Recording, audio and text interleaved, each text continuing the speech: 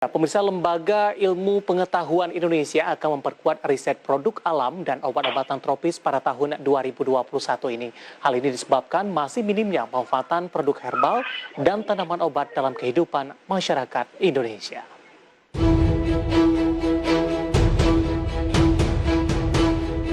Lembaga Ilmu Pengetahuan Indonesia atau LIPI berencana akan memperkuat riset produk alam dan obat-obatan tropis pada tahun 2021.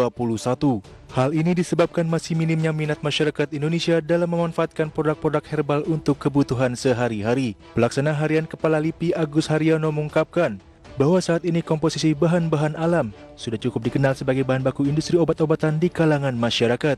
Bahkan sejumlah warga mulai memilih tanaman obat dari bahan alam dikarenakan memiliki lebih sedikit efek samping dibandingkan obat-obatan konvensional. Seperti diketahui, alam merupakan sumber berkelanjutan dari molekul aktif biologi, di mana produk alami dari tumbuhan, organisme darat dan laut, serta mikroorganisme darat dan laut merupakan sumber kandidat obat terkaya, dengan lebih dari 40% obat yang digunakan secara klinis berasal dari alam. Adapun pihak LIPI berharap potensi bahan alam sebagai bahan baku produk kesehatan, bioteknologi dan manajemen penyakit perlu dimanfaatkan secara optimal. Hal ini dilakukan guna mendorong pemenuhan kebutuhan masyarakat sekaligus meningkatkan kapasitas industri farmasi dan kesehatan di tanah air. Berbagai sumber untuk IDX Channel.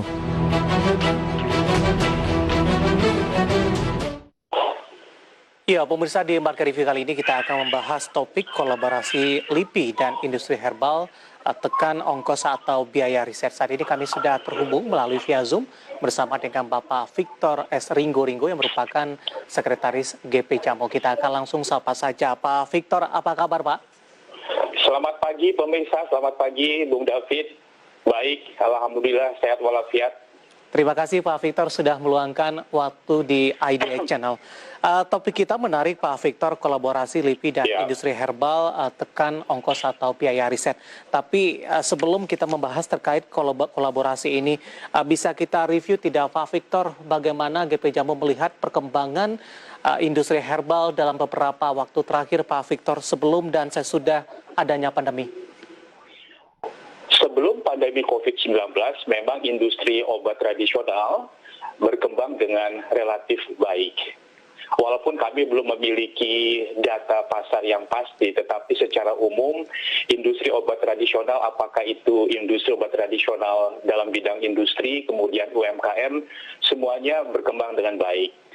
Dan setelah pandemi COVID-19, oleh karena kesadaran masyarakat akan pentingnya obat herbal yang digunakan untuk meningkatkan daya tahan tubuh, maka permintaan akan obat-obat herbal, apakah itu jamu, obat herbal terstandar, ataupun fitofarmaka yang berkaitan dengan imunomodulator ataupun imunostimulan ini berkembang sangat baik.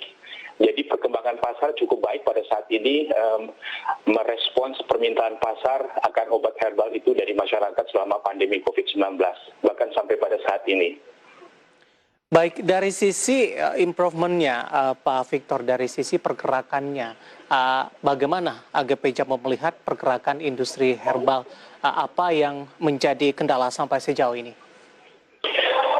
Sampai sejauh ini memang tidak ada kendala yang berarti dalam artian dari segi permintaan pasar. Yang menjadi concern kami adalah bagaimana kami bisa meningkatkan kualitas, safety dan efficacy sesuai dengan pengarahan dari Badan POM agar obat herbal ini dapat diterima lebih luas, bukan hanya oleh masyarakat awam saja, tetapi juga bisa diterima oleh teman-teman kami di profesi kesehatan, khususnya dokter, agar jamu khususnya yang sudah di-upgrade menjadi obat herbal terstandar ataupun fitofarmaka ini dapat digunakan secara resmi di fasilitas kesehatan pemerintah, khususnya oleh para rekan-rekan kami dokter. Ini menjadi challenge kami pada saat ini ya. Baik, belum termasuk ke dalam fitofarmaka yang Anda sebutkan tadi begitu, Pak Victor. Apa yang dihadapi atau tantangan apa yang dihadapi oleh industri herbal ketika ini belum masuk ke dalam daftar tersebut, Pak? Ya, saat ini memang kami rely on local sources untuk bahan baku. Jadi kebutuhan bahan baku hampir 95% itu berasal dari lokal. Yang menjadi tantangan bagi kami adalah bagaimana bisa mendapatkan sumber bahan baku rempah-rempah simplicia dalam bahasa farmasinya yang berkualitas baik dengan continue ya, sustain dengan kualitas yang baik sehingga ini dapat meringankan kami di dalam melakukan proses produksi jamu di industri. Terkait dengan riset seperti apa, Pak Victor? Terkait dengan riset memang ini kami sangat membutuhkan kerjasama. Jadi kolaborasi ini sangat penting karena kami menyadari resources yang kami miliki, khususnya rekan-rekan kami di UMKM ini sangat terbatas. Rekan-rekan kami di industri obat tradisional mungkin memiliki resources yang lebih baik karena sudah memiliki fasilitas riset dan pengembangan yang memadai.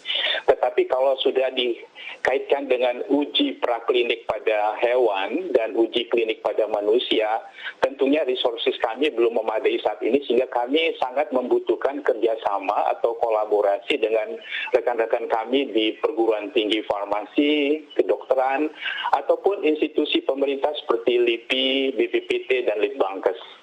Dan sampai saat ini kerjasama itu sudah dimulai dan berjalan dengan sangat-sangat baik.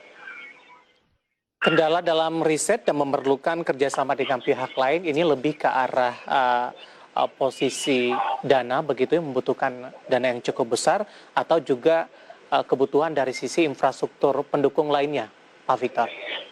Ya, yang pertama yang paling penting adalah infrastruktur pendukung. Jadi kami harus bekerja sama dengan perguruan tinggi ataupun LIPI, BPPT atau Litbangkes karena mereka sudah memiliki infrastruktur yang baik. Dari segi pendanaan, ini bisa sepenuhnya dibiayai oleh industri, atau pada saat ini kami juga mendapatkan kerjasama ataupun bantuan biaya penelitian yang sudah diberikan oleh misalnya oleh Kementerian Riset dan Teknologi, Badan Riset dan Inovasi Nasional, ataupun kolaborasi dengan perguruan tinggi yang sudah mendapatkan dana riset tetapi masih memerlukan kerjasama dengan industri. Oleh karena ada beberapa tahapan di dalam penelitian itu yang tidak dimiliki oleh institusi perguruan tinggi atau research, dan kami memiliki hal itu, misalnya untuk ekstraksi, pengembangan sediaan obat, dan juga nanti hilirisasi sampai kepada komersialisasi, termasuk juga pendaftaran di Badan POM. Jadi ini masih memerlukan kerjasama dengan industri. Jadi kolaborasi antara akademik, kemudian pemerintah dan industri ini sangat diperlukan saat ini. Artinya ini sudah berjalan, Pak Victor, dan bagaimana perkembangannya sampai sejauh ini, Pak? Kalau kami melihat dari perspektif industri, ini sudah berjalan. Memang ada beberapa rekan-rekan kami di industri farmasi memiliki fasilitas dan infrastruktur sendiri untuk melakukan uji klinik, tetapi mereka juga harus melakukan kerjasama dengan institusi pemerintah, rumah sakit, ataupun lembaga riset lainnya. Kalau dilihat dari kacamata industri obat tradisional, hal ini sudah berjalan dengan baik. Jadi kerjasama dengan LIPI misalnya, dengan BPPT, dengan Litbangkes, menurut perspektif pengamatan kami itu sudah berjalan dengan baik. Walaupun dari segi kuantitas, Pak, ya, dari kuantitas jumlah penelitian itu masih terbatas, sehingga ini perlu diakselerasi dukungan pemerintah dalam hal pendanaan dan penyiapan infrastruktur. Baik, Pak Victor, dengan adanya kendala dari keterbatasan riset, apakah ini menimbulkan atau memberikan efek kepada penetrasi pasar, kemudian juga menimbulkan kendala dalam perluasan pasar, Pak Victor? Kalau dilihat dari perspektif penerimaan pasar dan perluasan pasar, saya mulai dengan penerimaan pasar. Sebetulnya industri dan juga rekan-rekan kami dari UMKM sudah menyiapkan produk yang berkualitas, yang sudah memenuhi persyaratan cara pembuatan obat tradisional yang baik ataupun CPOTB yang sudah dipersyaratkan oleh BPOM.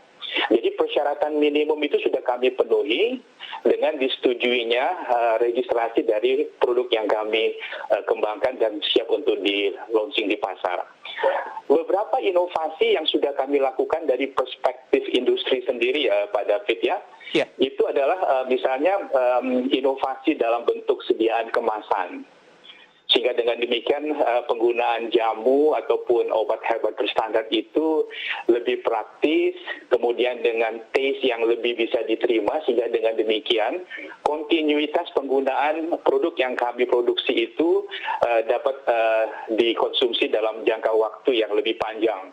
Oleh karena tidak ada lagi keluhan mengenai sulit untuk penyediaannya ataupun taste-nya tidak memadai. Jadi inovasi-inovasi ini yang sudah kami lakukan dari sisi industri agar kami bisa melakukan penetrasi dan acceptance market yang lebih baik.